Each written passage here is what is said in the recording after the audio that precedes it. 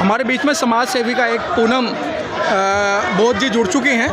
पूनम जी, आप यहाँ क्यों आए हो? जय भीम, नमो बुद्धाय। सर,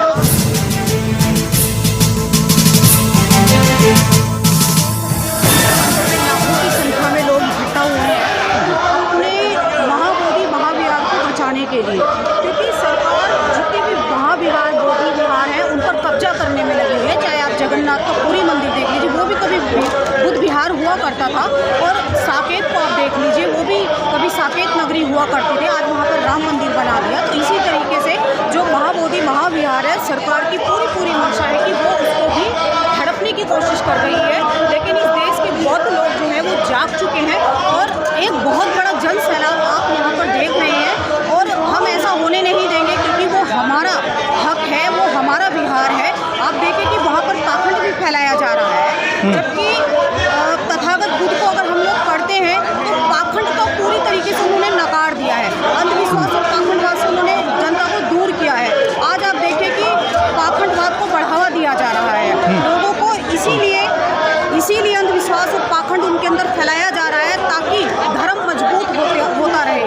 तो ऐसा होने नहीं देंगे। यहाँ के जो बौद्ध लोग हैं वो सभी जागे हुए हैं, और हम लोग अपना पूनम जी लेके रहेंगे। पूनम जी, एक एक्ट की बात की जाती है जिसका नाम है बीटी एक्ट 1949 का, 1949 का। अच्छा, संविधान लागू हुआ आपका 26 जनवरी 1950 को। बाबा साहब ने संविधान में लिख दिया था कि पुराने जितने भी एक्ट हैं सब रद्द हैं।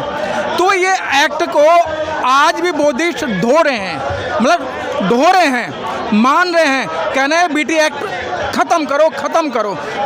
जब 56 में लागू हुआ, 50 में लागू हुआ, तो क्या ये मसला था?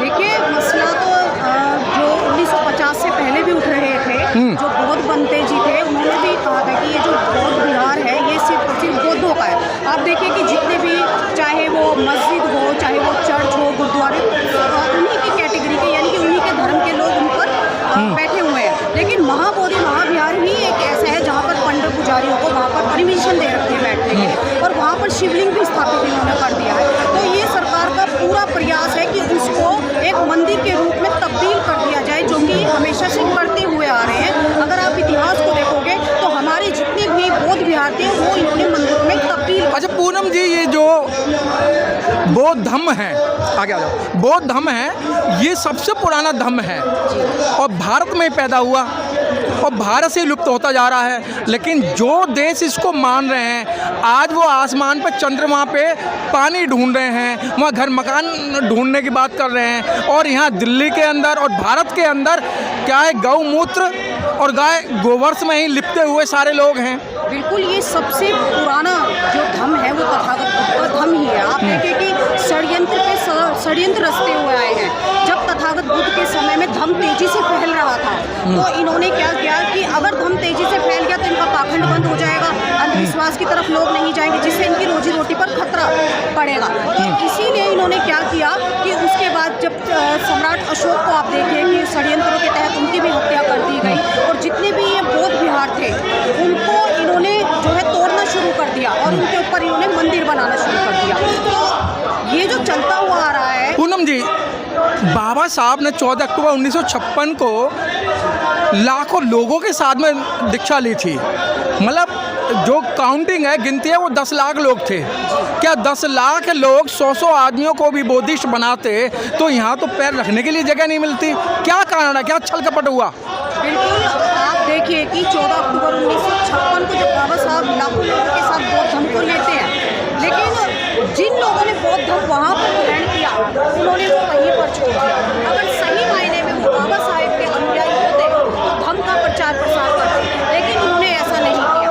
वो घर आए और बाबा साहेब की सारी शिक्षाएं, सारा सब कुछ उन्होंने भुला दिया, और उसी का नतीजा ये है कि आज बौद्ध धम्म जो है भारत से विलुप्त हो गया है।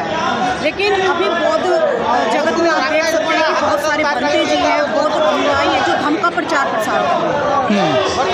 पूनम जी, जिस तरीके से विदेशी लोग जब भारत के अंदर आते हैं तो आपके प्रधानमंत्री, आपके मुख्यमंत्री और आपका प्रशासन भगवान गौतम बुद्ध की स्टैचू उनको गिफ्ट में देते हैं। जब ये लोग जाते हैं तो वहाँ गिफ्ट में देते हैं, लेकिन वही लोग भारत में आकर भगवान गौतम बुद्ध की इज्जत नहीं करते हैं। बिल्कुल, आप देखिए सर कि जब मिस्टर मोदी जब भारत में जाते हैं तो वहाँ पर देखें कि बाहर जाते हैं, भारत से बाहर विदेशों में जाते हैं तो बुद्ध की स्टैचू देते हैं कि मैं भारत की भूमि से आया हूँ, क्योंकि उनको पता है कि बुद्ध का धर्म ही सर्वश्रेष्ठ धर्म है जो मानवता पर आधारित है, जो इंसान को इसी जन्म में स्वर्ग बनाने की बात कहता है। कोई लोभ लालच नहीं देता, वो स्वर्ग नरक का लालच नहीं देता है। तो यहाँ पर उसको खत्म करने के षड्यंत्र रचे जा रहे हैं। उन्हें भी चलते चलते एक जख्म ठीक नहीं होता है, उससे पहले दूसरा जख्म दे दिया जाता है। बौद्ध आंदोलन आज से नहीं 47 से चला आ रहा है, इसके बीच में और भी आंदोलन हुए।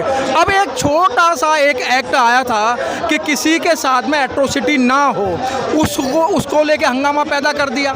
2 दिन का धरना प्रदर्शन हुआ, वो सुप्रीम कोर्ट में दे दिया। क्या ये सरकार क्या चाहती है? देखिए, यूजीसी ग्रांट कमीशन, यूजीसी जो बिल है वो सरकार को उस पर ध्यान देना चाहिए, क्योंकि कब तक हमारे बच्चे जो है जातिगत भेदभाव का शिकार होते रहेंगे। रोहित वेमुला, पायल तड़वी, दर्शन सोलंकी, ये तो चर्चित चेहरे हैं जिनकी पूरे देश में न्याय की आवाज़ उठी, लेकिन सैकड़ों केस ऐसे हैं जो आज भी फाइल में दफन है। उन बच्चों को तो आज तक न्याय नहीं मिला। क्या हमारे बच्चों की जानें इतनी सस्ती है? क्या हम अपने बच्चों को बड़ी मुश्किलों से पढ़ा लिखा कर बड़े बड़े इंस्टीट्यूटों में इसीलिए भेजते हैं कि वहाँ जाकर उनके साथ जातिगत भेदभाव हो और वो सुसाइड कर ले? तो सरकार को इस तरफ ध्यान देना चाहिए और SC ST OBC जो बहुत बड़ी संख्या में है इस देश में, जो यूजीसी बिल है वो लागू कर देना चाहिए। चंद मुट्ठी भर लोगों ने एक आंदोलन क्या कर लिया और सुप्रीम कोर्ट उस पर फैसला ले लेती है, लेकिन आप देखें कि इतने दिनों से जो बहुजन समाज वो सड़कों पर पड़ा है, लेकिन सरकार को नहीं दिखाई देता। पूनम जी, सुप्रीम कोर्ट ने एक आर्टिकल को पेश करते हुए कहा है कि भारतवर्ष के अंदर जातिवाद नहीं है, इंटरकास्ट शादियाँ हो रही हैं। जब इंटरकास्ट शादियाँ हो रही हैं तो जातिवाद कहाँ से है? सबसे ज़्यादा जातिवाद इस देश में है। लोगों की रगों के साथ साथ उनके खून में जातिवाद का कीड़ा भी दौड़ता है।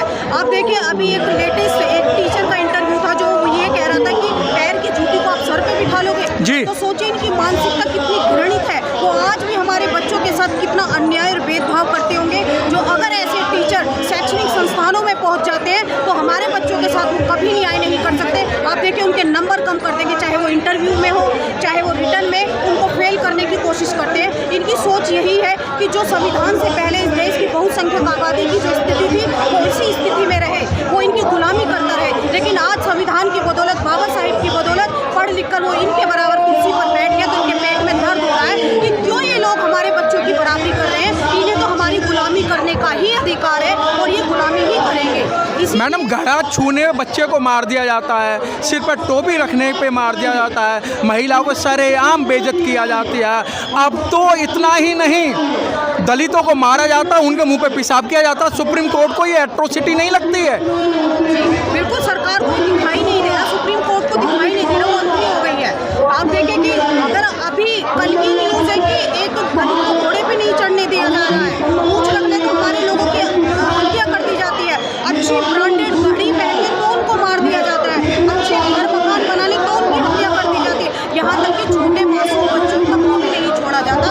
आप देखें कि वो बच्चा अगर मटका भी छू लेता है तो निर्मम तरीके से उसको इतना मारा जाता है, इतना मारा जाता है कि उसकी मृत्यु हो जाती है। तो ये क्या जातिवाद नहीं है? इस देश में ये कृषि प्रधान देश ना होकर ये जातिवादियों का ये सुप्रीम कोर्ट खुद यूजीसी के पक्ष में नहीं है, वो इस तरीके की दलील दे रहा है। देख रहे हैं ना आप कि भारतवर्ष के अंदर कोई जातिवाद नहीं, इंटरकास्ट जातियाँ हो रही हैं। सुप्रीम कोर्ट को इस आर्टिकल का हवाला देना चाहिए। इंटरकास्ट मैरिज में अभी हाल ही की जो कुछ घटनाएं हैं जिसमें लड़के की हत्या तक कर दी गई जी, जाति के कारण ही। जो हमारे चीफ जो गवाही साहिब है उन पर जूता फेंका गया कि नहीं कि जाति के कारण। इन्हें क्या दिखाई नहीं देता?